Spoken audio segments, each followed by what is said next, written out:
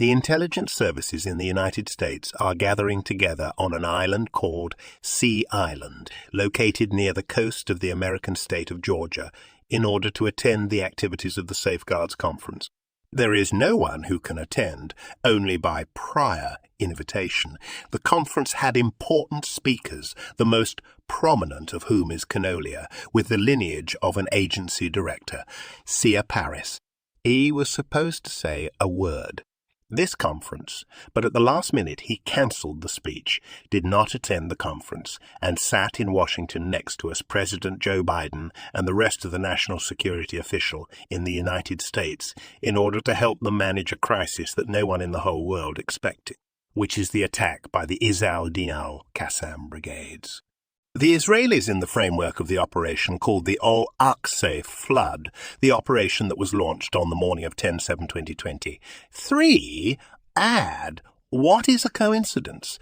It was the first day of the conference activities. However, the CIA was not present at the same time.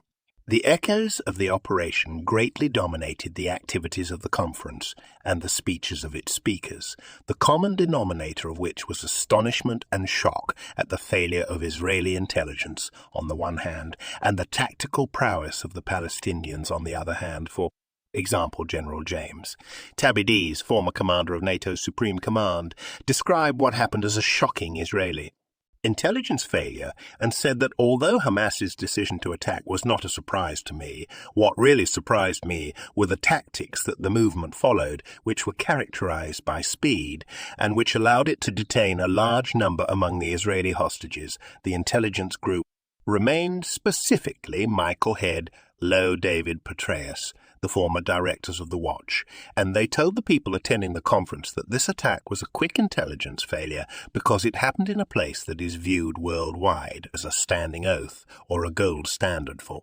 espionage. The question that baffled the whole world, especially the Israelis in the first hours of the operation, was, how was this attack carried out? Do you plan it and carry it out without him knowing? This question takes us to one of the most important defense projects that the Israelis worked on, which is the iron wall that separates the Gaza Strip from the so-called Gaza's envelope settlements. The wall is considered unique of its kind and has no equal in the world. Hundreds of $1 million have been spent on it. In September 2007, the Israeli Ministerial Committee for National Security Affairs announced that the Gaza Strip would henceforth be considered a hostile area, and this decision was made shortly after the Hamas movement took control of the management of the affairs of the Strip. At the same time, the committee voted in favor of imposing a land, sea and air blockade on the residents of Gaza, with the main goal being what was announced behind this siege was to prevent Hamas from obtaining weapons and materials that could help it develop its military capabilities and enhance its ability to attack the Israeli occupation. In parallel with this, a restriction was imposed. It is very difficult for the movement of individuals and goods between the Gaza Strip and the rest of the occupied Palestinian territories, and some border crossings were closed in light of the stifling siege, so the Palestinians resorted to digging underground tunnels as a means of supporting their commercial and military activity. Of course, the idea of these tunnels was not a new idea for the Palestinians in Gaza Strip. Tunneling activity began around the early 1980s, and the first tunnel the Israelis discovered in Gaza it was in the year 1983. However, the pace of digging tunnels in Gaza and relying on them for commercial and military activities increased significantly in the third millennium, especially after the Israeli occupation was forced to withdraw from Gaza in 2005. These tunnels included a crossing from Gaza to the Egyptian border and were mainly used for smuggling. There are some of them that cross from Gaza to the occupied territories under the control of the Israeli forces, and their main purpose was to use them in military activities against the occupation. You may all remember the famous incident that happened on 11/6/2006 when members of the Palestinian resistance came out from under the ground through a tunnel they dug under the site of Khan Mishlan, and an Israeli armoured force from the Givati Brigade was present there. They killed 2 soldiers, kidnapped one, and put him on their shoulders. They returned to Gaza. It was Gilad Shalit. This incident created a state of terror in the souls of Israeli society, especially the settlers who live in the occupied territories near Gaza borders. That is why, from this moment on, the Israeli army began to pay great attention to combating tunnels. Indeed, the Israelis discovered many tunnels and destroyed them, but despite this, the infrastructure of the underground tunnel network in Gaza remained largely intact, and the Israelis failed to neutralize the Palestinian tunnel weapon, which made it appear strong in the war launch by the Israelis on the Gaza Strip in July 2014, which was called Acceleration, which is the name of Operation Protective Edge, and the Qassam brigades responded to it with the devastating bombing operation in this war. The Israeli forces began a land invasion of Gaza in order to destroy the tunnel infrastructure in the Strip, and the resistance used it to cross deep into the occupied territories behind enemy lines, and at the same time used it as a weapons depot and a fortress for the fighters. But the war, which lasted for about 51 days, it failed to achieve its goals, and the tunnels remained a dagger in the waist. The Israeli occupation force. In his autobiography, which he published in 2022, Israeli Prime Minister Benjamin Netanyahu says that after the war they waged against Gaza in 2014, he asked the government to allow the construction of a wall or an underground barrier along a 70 km stretch on the border between the Gaza Strip and the occupied territories in order to prevent resistance. The Palestinian Authority forbids the construction of any encroachment tunnels from Gaza into the occupied territories. At that time, the Israeli Army Command objected on the project because of the large cost, but Netanyahu insisted Nahron Ophir was appointed to supervise the process of building the wall, and the project was actually announced for the first time in 2000, and it will begin. The Israelis began building on the borders of the Gaza Strip, a barrier that has no parallel in the whole world. We are talking about an underground wall, an above-ground fence, watchtowers, cameras, radars, and hair devices. The underground wall that extends for 65 km, he agreed, and it blocks the road in front of the tunnels. No one knows how deep this wall is, so where does it go down into the ground?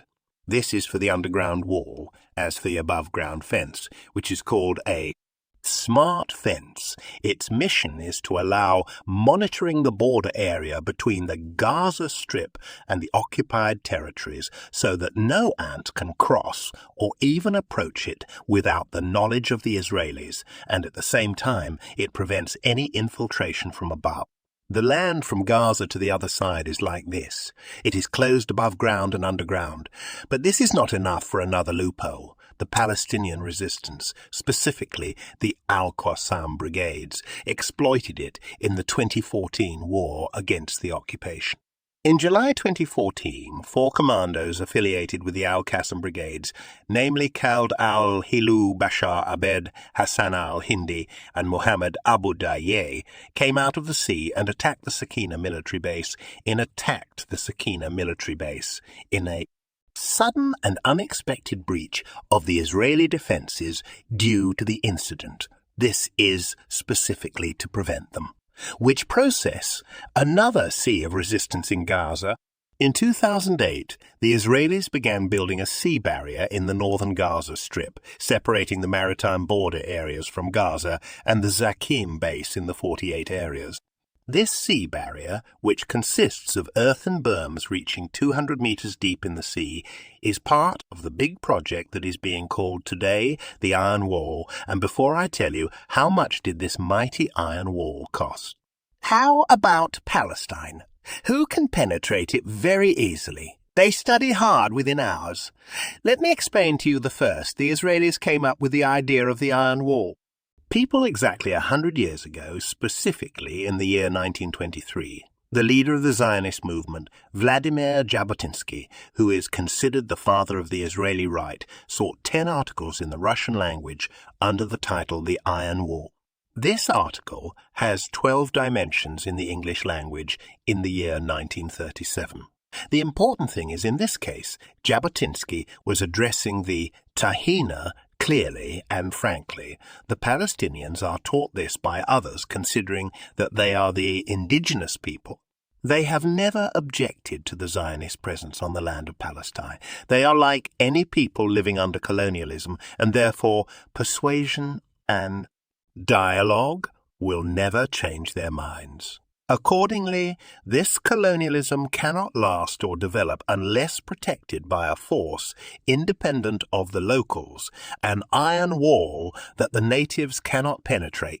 It is in its entirety our policy towards the Arabs, and to formulate it in any other way would only be hypocrisy. Jabotinsky's words are very clear and frank and can be pointed to the iron wall. In the article, the reference to the wall was a metaphor for strength, but the Israelis have tried over past decades to build metaphorical or pretend iron walls. The Israelis are fond of building walls. In this context, the wall project on the borders of the Gaza Strip is for the Israeli Minister of Defense. Between the sexes, he described it in 2021 after its completion as an iron wall between Hamas and the settlers in the south of the occupied territories. The Israelis built this barrier for about 3.5 years, and in its construction they used about 140,000 tons of iron and steel and 3 million M3 of concrete, and it cost about 1 billion shekels, or the equivalent of $1.11 billion. At that time is a large amount, not small in relation to the budget, the army, recruitment, in the mail, Ismail, but for them it was worth it for the former chief of staff of the Israeli army to break it down in describing the barrier after what happened between an iron wall, a central part of the Israeli defenses. He continued and said, "This wall is thinking outside the box on our part. This is not the reality, our situation before the wall. This is not our solution." After Netanyahu himself, when he was telling the story of the wall in his autobiography, he said that the iron wall served its purpose very successfully in the Battle of Saif al-Quds. Yes, what happened in 2020? One, and according to his words, there is no attack tunnel except from Gaza to the occupied territories, and he reversed the script.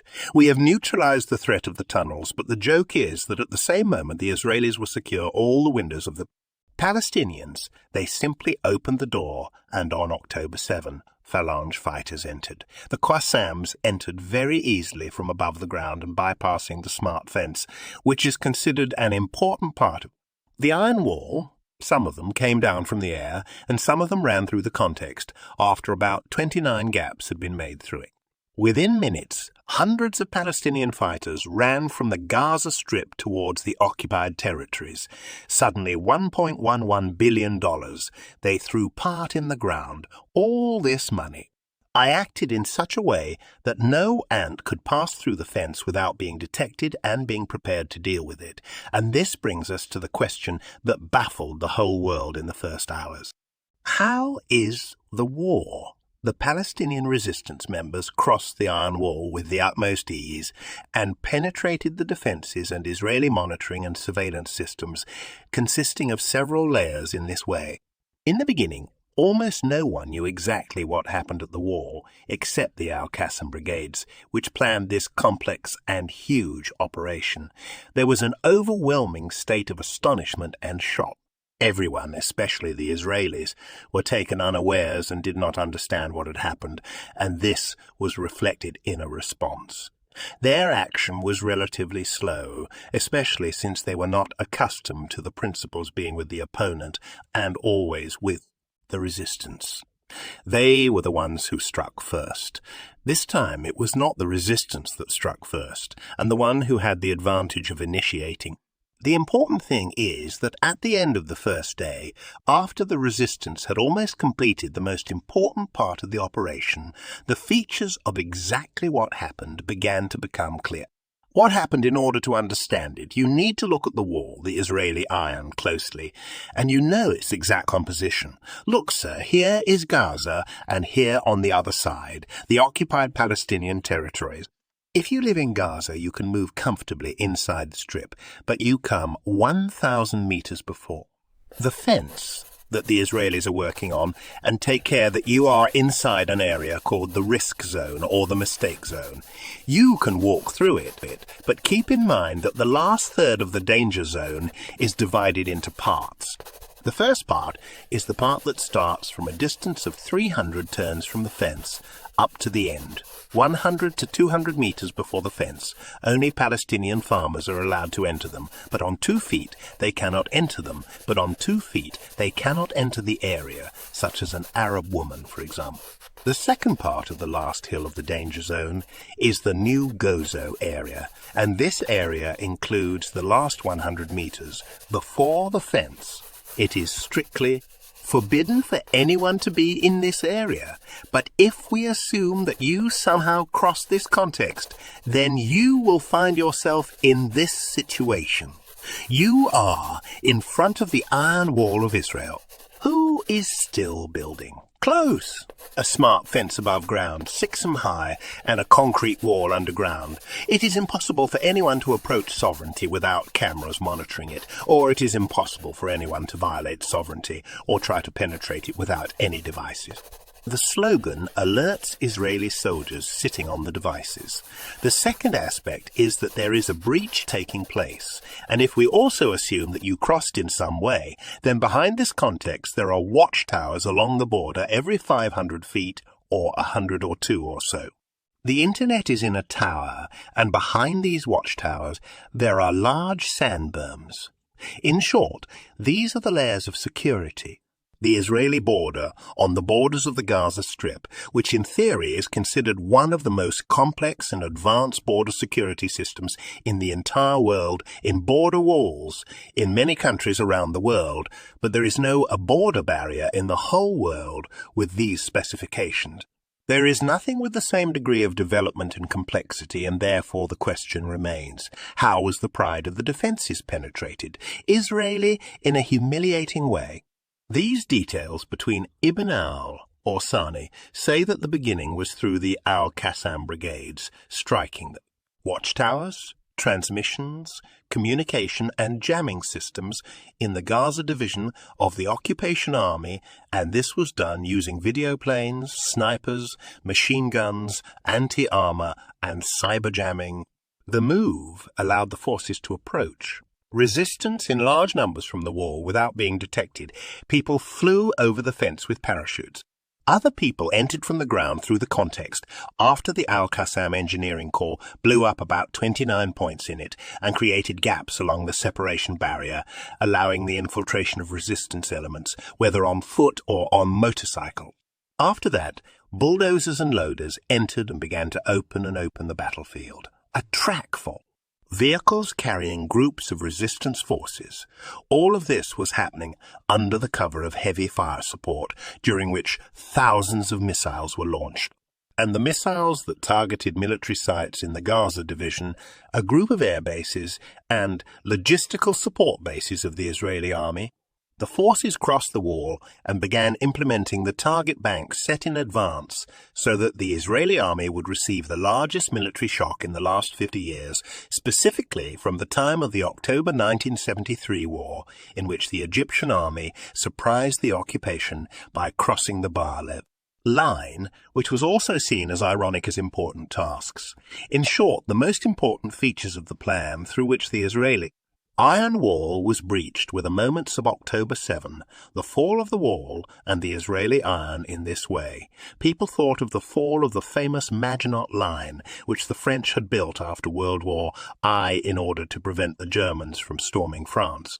In the end, the Germans surrounded the line and entered France from the Netherlands, Belgium, and forests of the land. Oh, and they attacked, and the French and the line were useful, not needed, by the way. A former colonel in the Israeli army had previously warned the Israelis in an article published in 2018 that this new wall was unnecessary and that it would collapse like the Maginot Line with the first crisis, and this is exactly what happened on October 7 in the first real challenge, the wall. Al-Na'ar, of course, an operation like this. With this complexity, it certainly required very long planning from the Qassam brigades, and most importantly, it required a very, very very high level of planning to destroy a shield. There is a very high level of secrecy and security, and this is for two reasons. Firstly, the Israelis are known throughout the world for their powerful espionage capabilities. Secondly, the Gaza Strip is already as easy as a handkerchief, and its area is also small, and the Israelis have absolute control over the atmosphere. But all this is in front of a solid plan from armed brigades in a besieged sector, and this makes people ask Gamal. If the strike had been from an army, a traditional regime, what would have happened to the Israeli army? At this point, we take the greatest loss from my point of view in the Al-Aqsa flood operation for the Israeli side, apart from the issue of hostages and the massive and unprecedented human losses in the Israeli battles with the resistance, the greatest loss for the Israeli army with the type of Israelis on October 7 saw with their own eyes the collapse of the deterrence wall, which is considered a large part of their strategy in the conflict, and at the same time they felt the collapse of their prestige in front of the countries of the region, some of which were among them. They are relied upon as immobile people and bullies, and this brings me to an important statement that I think is the most appropriate conclusion to this episode, and what Joz Ansk, a former senior official in the Israeli National Security Council, said to the New York Times, commenting on the Al-Aqsa flood operation. Half of Israel before Saturday was the worst and most important for many countries in the region. He can be relied upon. The situation now is that Israel is no longer dependent on him at all. Joe Ensk continues and said bitterly, "A monster